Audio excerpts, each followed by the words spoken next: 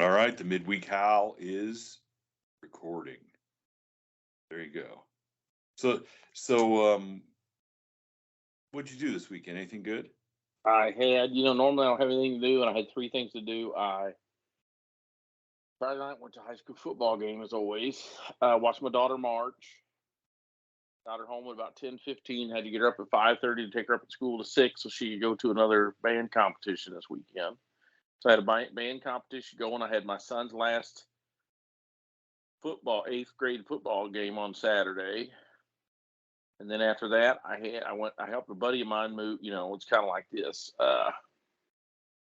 My circle of people that I interact with in person, right? And that was IRL, in real life. What the weirdos call it. Okay. That's the acronym that the in real kids life. use? Yeah, that's what the IRL. Yeah. All right. I thought that wasn't that like the International Hot Rod? Like, isn't the IRL like the dragsters or something? IRL is your internet something, isn't it? Address? No, that's the URL, right? Anyway, you're thinking the urinal that you'll pee in. But anyway, I can put my space of, I don't want to say friends, but my close associates probably in a Suburban. At least a short bus was all it'd take. That the people that know, you know what I mean, that have what I'm gonna call access. That's the word in the isn't that the word they use in the entertainment world? Access, who you have access to. Yeah, who you have access to. So this guy texted me Friday evening and said, "Hey, what are you doing tomorrow? Or what are you doing? Something, I just need you to help me for a few minutes." And I said, "Okay." I said, "I've got a football game. I've got a band concert.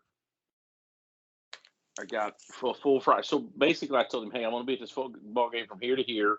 And then I'm going to, I got some stuff to do, or we can do it Sunday anytime." Now, he's a church guy, so I know he's going to go to church in the morning, but that's cool. So what's he pick? Well, your football game's over at 1:30, so just meet me at 1:30 at Lowe's. So I thought that's kind of weird. And the cramper my day got, because I had my cousin had a 50th birthday party that I had to go to. That's literally 65 miles from my house. Did you say it was the 80th birthday party? 50th. 50th. Okay. And my old boss, who I went to high school with, who I love dearly, was having a 30th wedding anniversary party. Oh boy. And I was in his wedding 30 years ago. So it's stacking up. Yeah. So normally I went from death. So I got all this stuff. So I was trying to weasel out of what ended up being moving a big ass vanity and a medium size, well, let's just call it small gun safe into this house. So, oh boy. Well, and it's not just in this house, it's upstairs in this house. Not quite finished, $1 million home, just one of the few homes. And I've been in some fancy homes, right? Yeah. And most of them, I think, are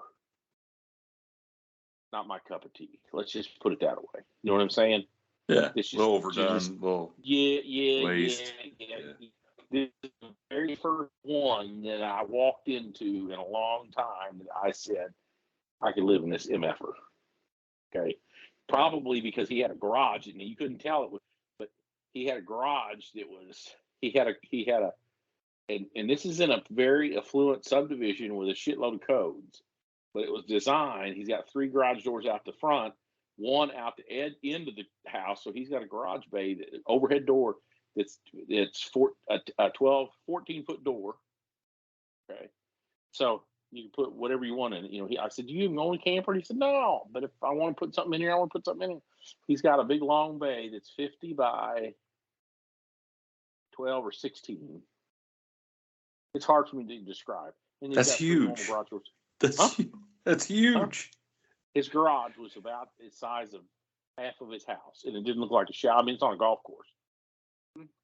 And the rest of it was kind of retro and kind of all squares and angles and everything matched and kind of weird, obsessive compulsive type stuff, like Frank Lloyd Wright meets Ritalin or something. But so I had to rush up there, meet him, ride with him over his new house, help him move this big ass vanity upstairs. Of course, he's got this little rickety gun safe, and we get upstairs, and there's this giant gun safe. And I said, "How did you get that one in here?" Because I knew he had a big one. And he said, "Well, the windows were out. And the day they were setting my windows, they had a big telehandler. You know what a big telehandler is? It's like a big, it's a big machine forklift thing. You know what I mean? Yeah. I know what you're saying. Yeah, something that's going to lift that they lift the stuff up that you can grab off of. Yes, 2 or 3 stories. Yeah.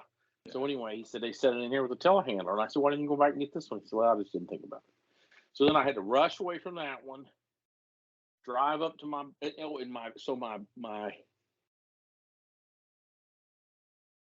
boss's party is probably 75 miles from my house. Right. So I had to get my son in the truck. He's wanting to go to cousins because he's got cousins and upon cousins upon cousins, right? That's what he's got going on. He's wanting, you don't care about your ex-boss. Yeah, I said, "Hey, I want to go to Troy's." Why?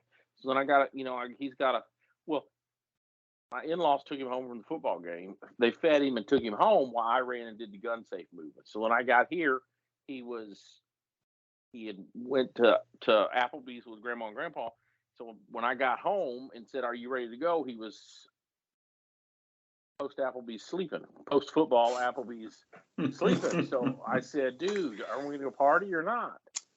And he's got to get up, and he's got to get just the right pair of shoes, and he's just got to get the right look, right? So that takes forever. And so then I just got to drive like a son. Oh, so I get in my F-150 Super Crew EcoBoost thing. And before I get 2 miles from the house, before I get up here to the main highway, it's about to quit on me. Check the engine lights on. I mean, if we was in a helicopter, we would have freaking died. Okay. Oh, okay. So this is sounding like a real, like, I turn around and drive back home. My boy Charlie's like, the whole time he's like, "I told you should have bought a Chevy." This EcoBoost is junk. Jonathan, that's my brother. Jonathan told you these things are junk. So you got a 13-year-old telling you what car to buy. 14, 14. He gave him. He's never even bought anything in his whole life, and he's telling you what. Yes, exactly. Okay. So he's just like a level 10 Forza driver or something. But other than that, nothing. So I got to get, of course, I get my Chinese Amazon scanner out. I scan it. It says it's got a couple codes I never heard. I reset them, but they don't go away. So I said, "Okay, we got to go." Old Faithful, my farm truck, Chevrolet Silverado, 2002 vintage, big block gas truck. So got to get in this truck. So I'm getting a few things I think I need out of the out of F-150, putting in my Silverado. We take off, and I get 2/3 to my buddy's party, and I realized I'd left my sweatshirt in the Ford. So my son's like, "You don't need it," as he's got layers upon layers of shit. "You don't need it." So I go down to my buddy's house and farm, and I've been there a million times, but just a very nice property, and there's several dudes that half a dozen guys I went to high school with, played football with, were in this guy's wedding, and I could have stayed there all night with them, but I promised my son we'll stay an hour. And then we'll go to the cousins, right? So, true to my word, an hour or so into it, where I was finally getting loosened up, I almost told him about the podcast. You did. You did. I almost did. You did. It takes a certain kind of person, right, to tell that to, because the people I grew up with and hung out with in high school, they can't process it. Some of them don't know what a podcast is. And the other which is kind of amazing, isn't it? Like, not just the fact that we do it, but the fact that there's so many. What I hear the other day is like 2.4 million podcasts out there. Like, how do you not even know what a podcast is? Well, there's that. There you go.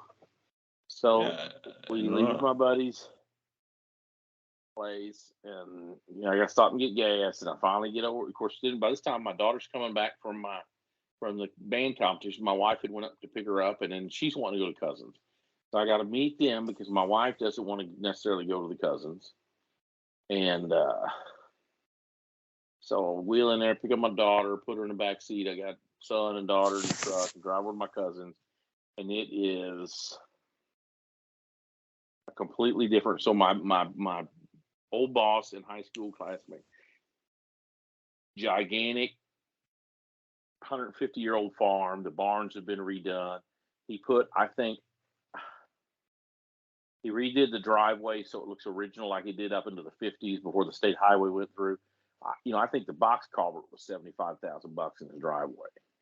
Right? He's got he's got a band playing. He's got a stage set up.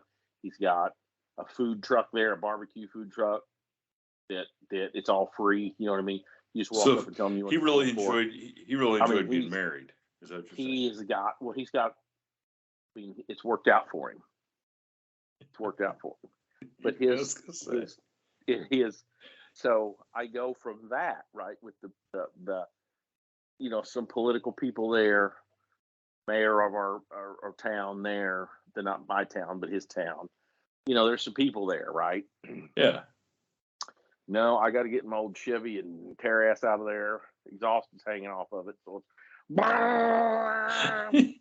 and because I didn't have a chance to get it welded up the other day because I don't drive it that much. It's the first time it was hooked up in my gooseneck, and I had to, for the last 2 weeks, and I had to unhook it to take it, to drive it.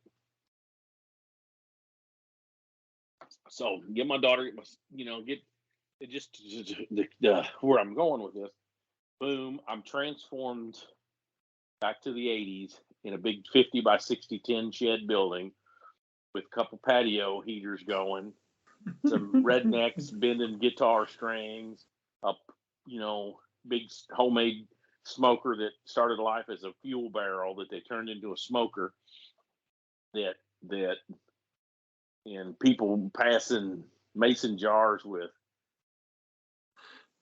stuff in them. The only thing I can recognize is a lot of them had lemon or peach or something in there. You know what I mean? Yeah. Just Carhartt coats and walking outside and just taking a leak.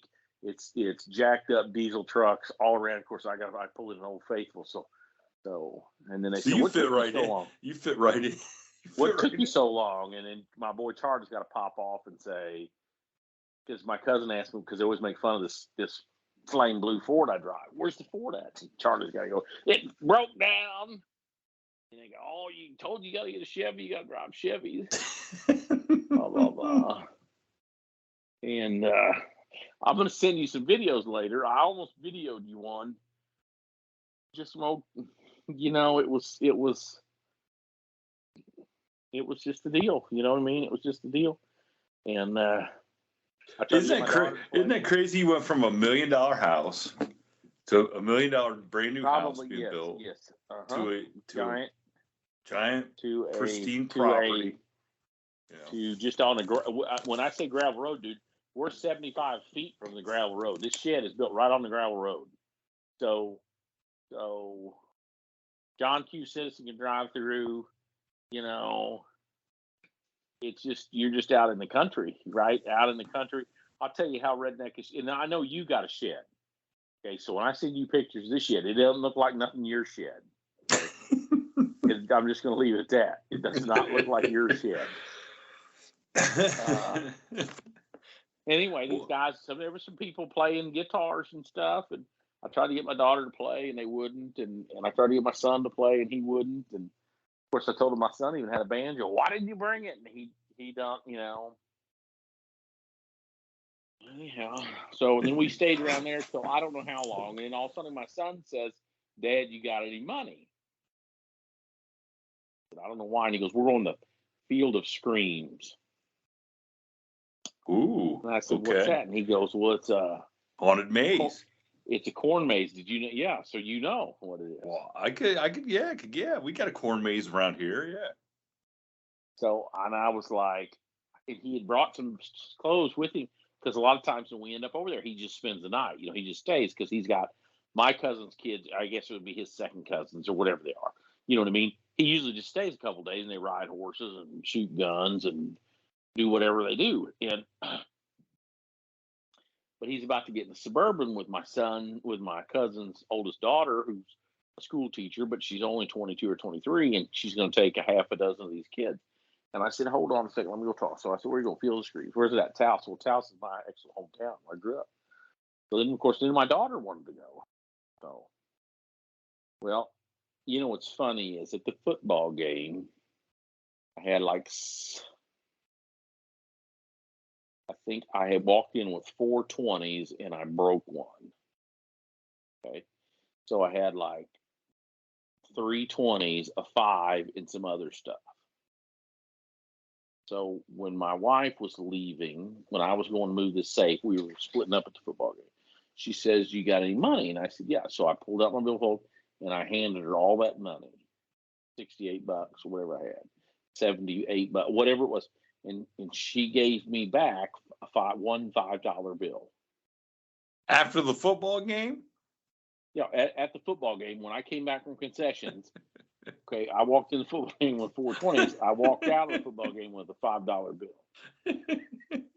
And I got a bag of popcorn and I think a Coke. With that $5 bill?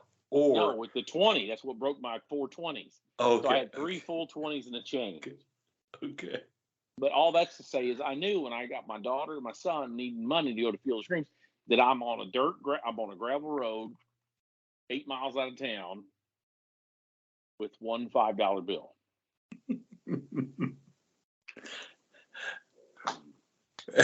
And how'd that end up?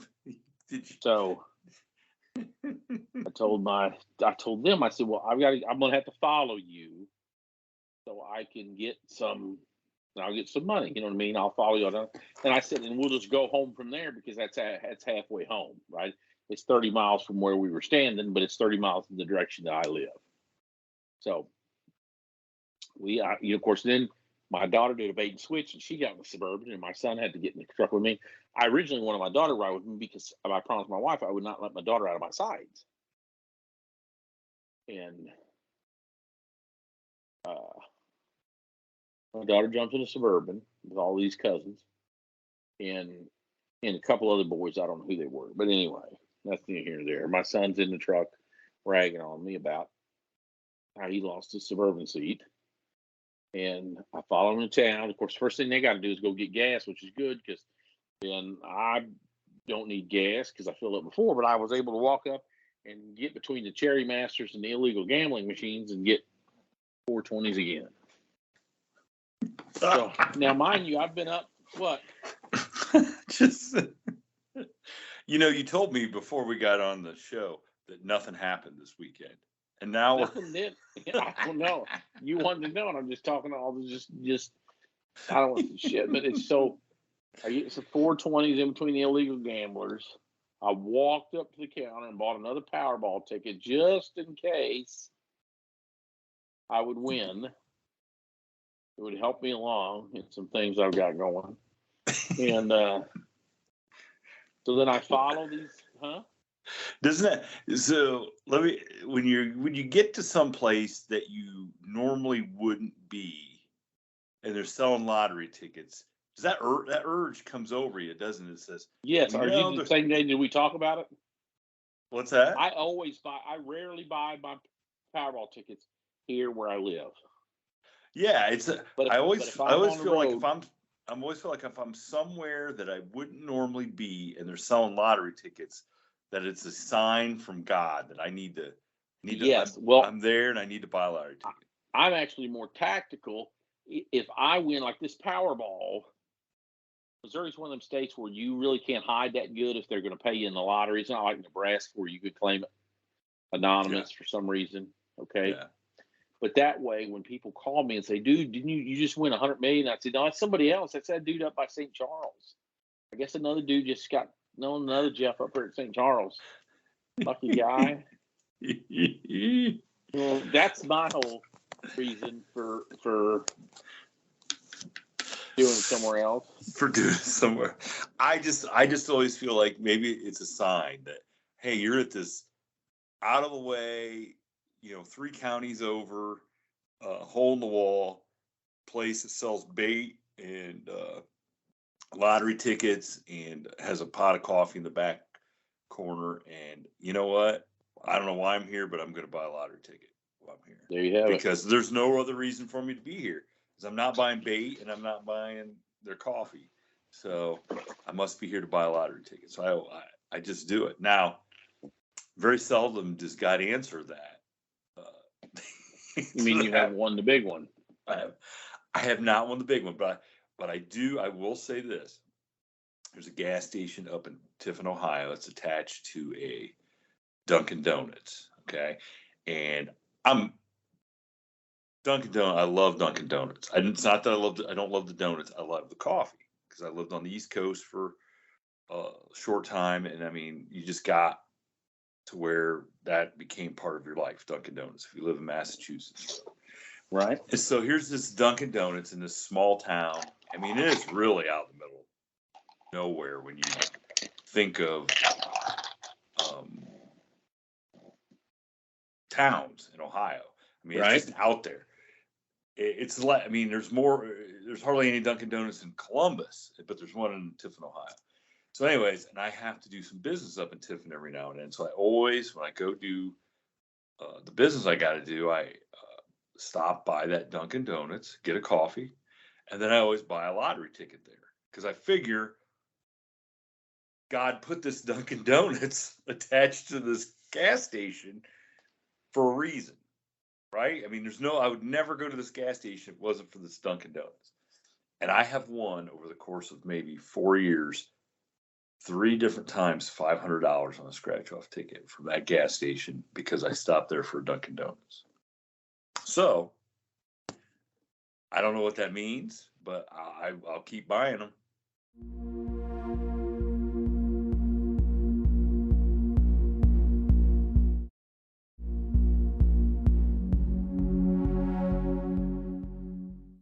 Why not? I know. I can't think of a reason not to. And the coffee's good. Hey, I like the coffee. Well, there you have it. You know what I'm saying? There you have it. You mentioned going to a high school football game, and I walked into I got into work this morning. It's Monday morning at the post office, and it's crappy anyway. But we got this. The postmaster's a big Dallas Cowboys fan. All right, and so he's got this. He's moaning and griping. Apparently, the Cowboys lost last night. They did. I watched part of it. Mm-hmm. Okay, so they're starting this guy because they're starting quarterbacks hurt. Mm-hmm. And this is backup quarterback, and he's won 4 games in a row. Yeah, he's done a pretty good job. Yeah, so he's complaining that he missed backup a wide guy? Cooper Rush or whatever. Right? Yeah, your guy's complaining that the backup. Yeah, the postmaster's complaining because he missed a pass last night in the game that would have got him close to beating the Eagles, who I think are undefeated. Okay. And he's like, oh my gosh. And here's where it gets me. These Joe Schmo everyday guys sitting behind a desk, or they're just fans, they're armchair court. I could make that throw. That's only what he's 30. saying.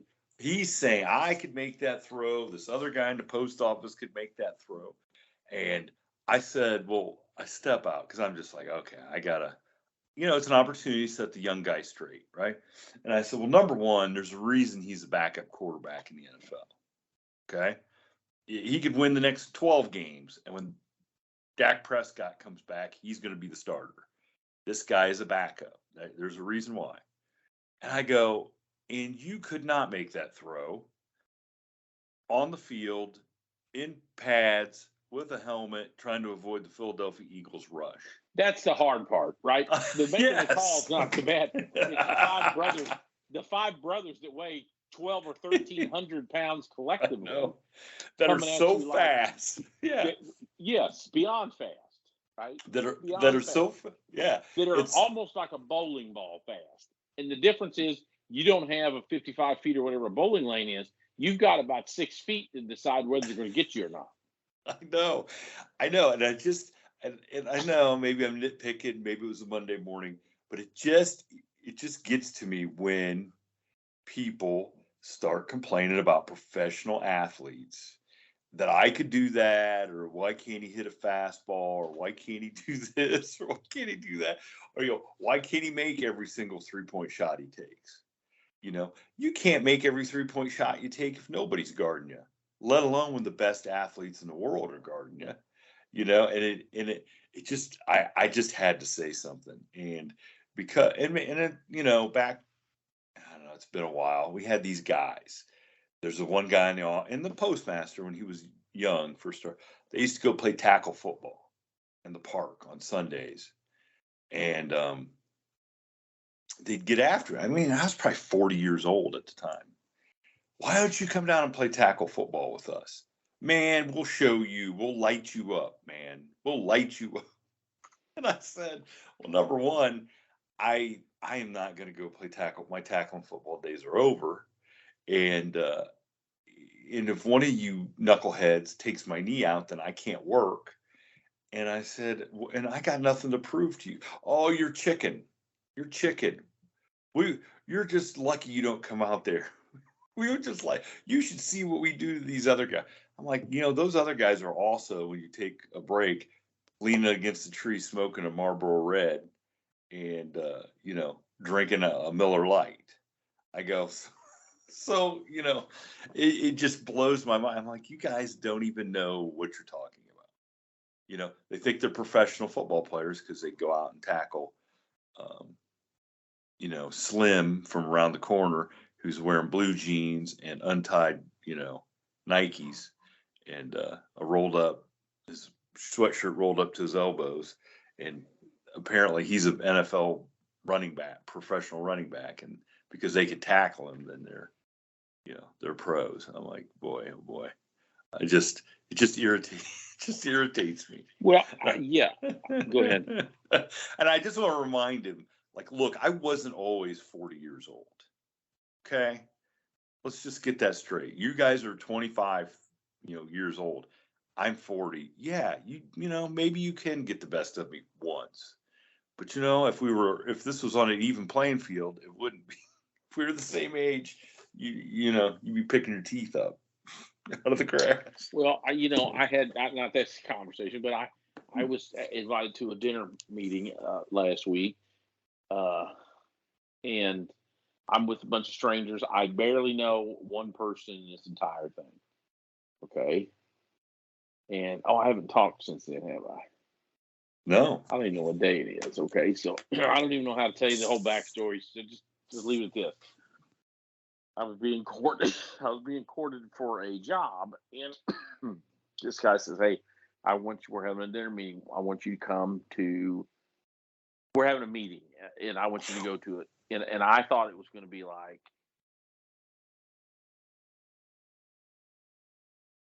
in a restaurant or a convention center. Is this the same guy that told you he'd call you early last week and it was Friday when he called? Yeah. Okay. Okay, so I find myself being nosy, and I'm very judgmental. I'm going to tell you that right now. I won't say anything, but so he said, well, it's actually at a dude's house. Be there at 6:30. Here's the address. So, of course, the first thing I do is, Google up this address. Look up the house, of course. Just why not, right? And of course, just compare the Zestimate to the house. Let's just see what I'm dealing with here. It's $3.5 million. Now, I know the Zestimate's not sometimes overestimated. You know what I'm saying? Yeah, but how far overestimated could it be? I don't know, but a couple 100,000. So anyway, so I find myself up there, surrounded by people,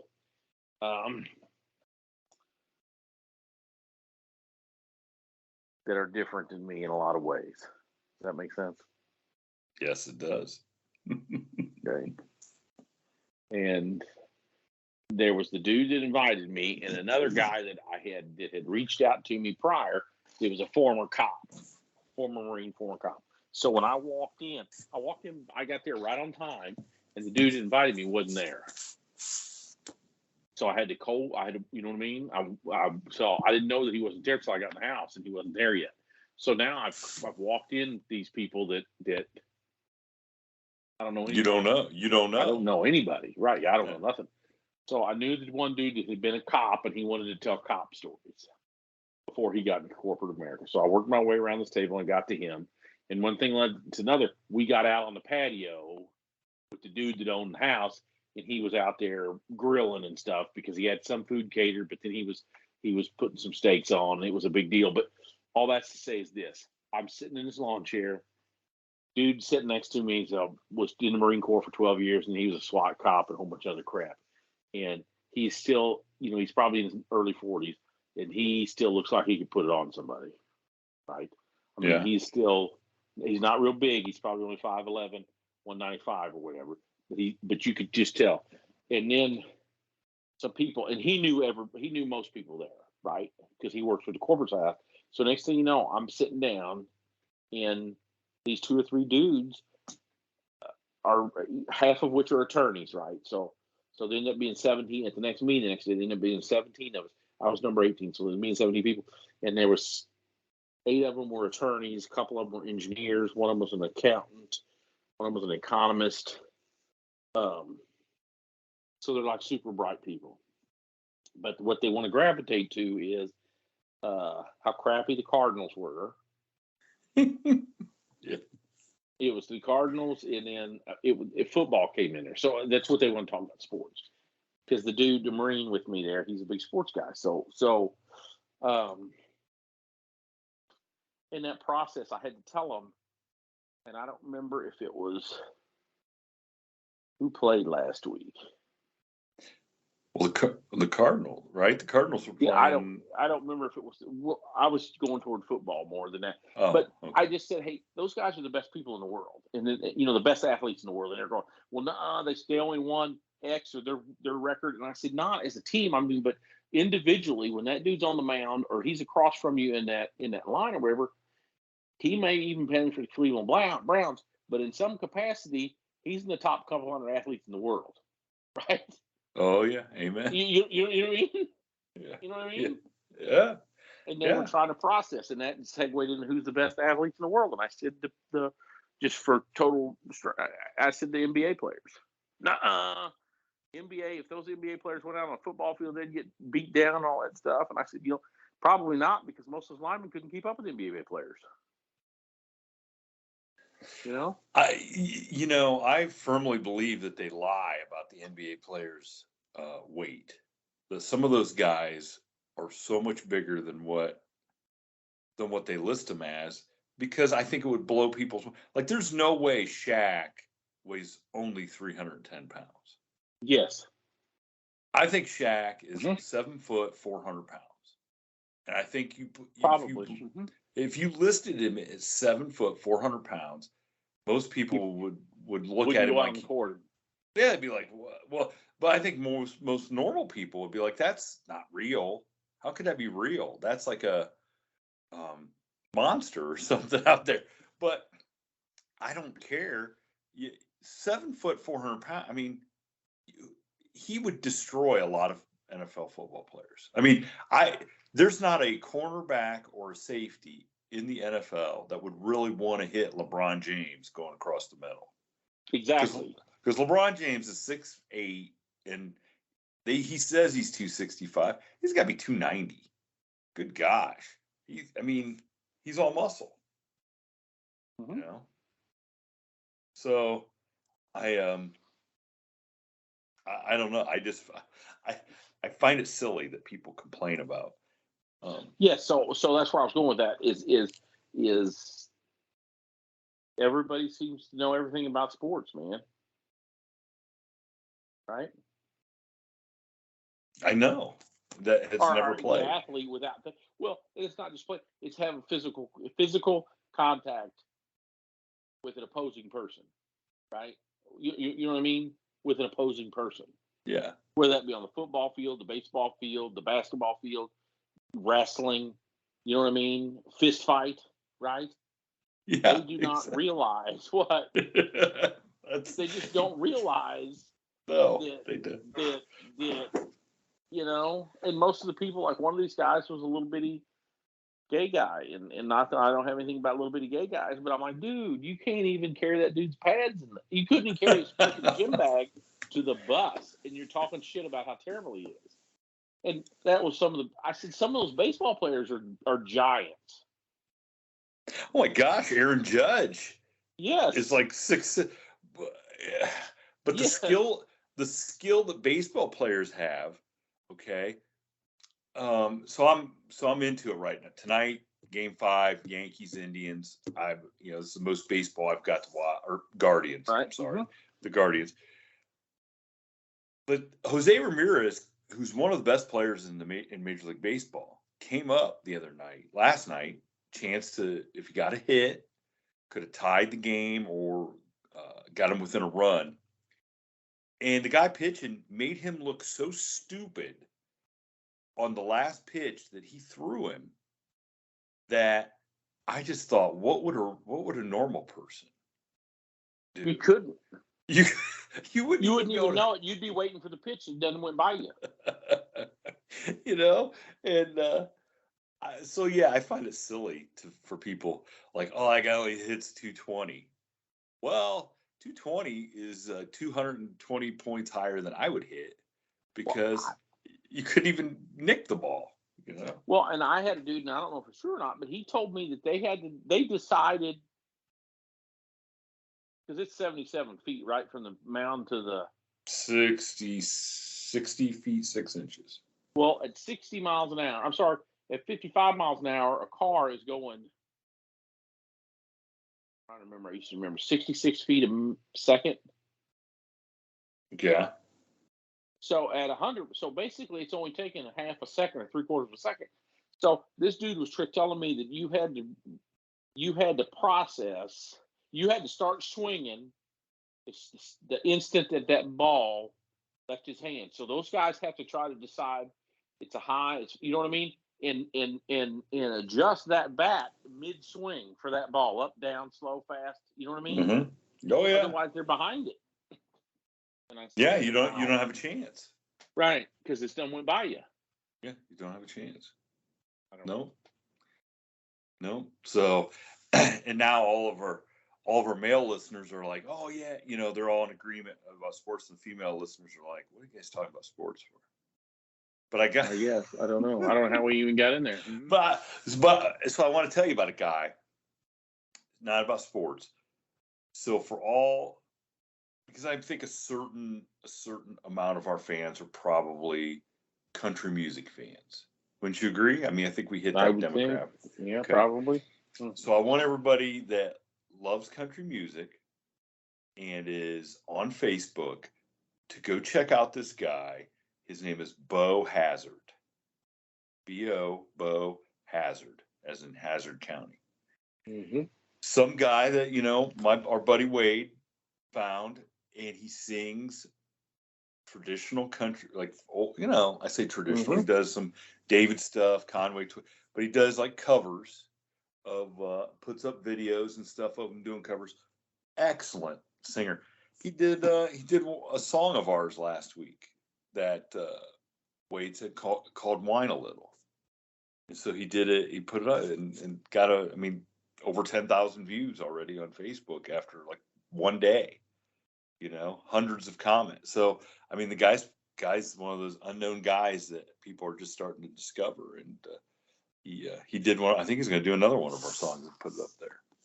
But I just wanted everybody that is a real country fan, go check him out. He's pretty good, because I feel we're all friends, right? And you would hope, right? Yeah, we're all friends, and I just want to recommend somebody that I liked. I think maybe, somebody else like. No harm in that, right? So that's right. So next week will be our Halloween show, basically. Okay. Right. Yeah. Next Wednesday will be our Halloween show. Yeah, might as well be. Mm-hmm. So, we might have a guest who has great. We might have a guest who has maybe some ghost stories to share. Oh. So, do we? I don't think we have. I don't have any more ghost stories that anybody's heard of. Do you? I don't have any ghost stories, or not that I can speak of right now. I'm trying to think. Nothing from your brother from beyond the grave, other than. He came to me the other night and then sleeping, he was laughing, and I don't know why what was going on, but he was laughing, and I could only surmise that was telling me he was okay. Does that make sense? Yeah. So like you had a dream about him, and you. Yes, and it was he was in his living room telling the story, and he was laughing. So. Mm-hmm. He would have this laugh, when he would just anyway, he just had this laugh, and it was a laugh, and I don't know if it's because I was thinking about it, because my brother and my nephew had been over there to his house a month prior to his death, and he was telling a story about some squirrels up in his attic, and he had to go evict them, and it was dangerous and different shit, and my little brother had told me that he recorded it. He wanted me to see it, but then he got a new phone. He didn't have his thing backed up. He dropped his phone and it busted. He just went into AT&T to give him a new phone. Anyway, he was trying frantically the week of his death to get those videos back. You know what I'm saying? Oh, so your brother was trying to get something for you before he died, so you could see the videos. No, my other brother. My other brother that was with me, that always tended to my dying brother with me. Okay. He went over there with his nephew that my dead brother hadn't seen in a long time, and he was just telling stories, and he was just telling stories, So my live brother Jonathan was just telling me all the shit, Jamie was talking about or whatever, and that made me. So how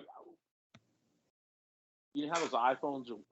He was able to get about 6 seconds worth of my brother leaning forward laughing. That's what I've got. You know what I'm saying? Oh, and I don't know. Do what? So you got a video of your brother your right. So so that's and it's depressing because he's in bad shape. He's on his deathbed. But at the same time, every once in a while when something would really tickle him, he would forget he was sick, and it would, you know what I mean? And he would laugh and carry on like. That makes sense? Yeah, of course. So anyway, it came to me in a dream the other night. So he must have was thanking me for dumping whiskey on his grave or something. Well, all right. Well, we'll get. Halloween's here. He might haunt the shit out of me next week. I don't know. Let's hope. Let's put it out there. Maybe you'll have a good story about him showing up. Maybe. We'll see. Thank you for tuning in to this week's episode of the From the Shadows podcast. Until next time, never shy away from the darkness or what may be lurking in the shadows. We are out.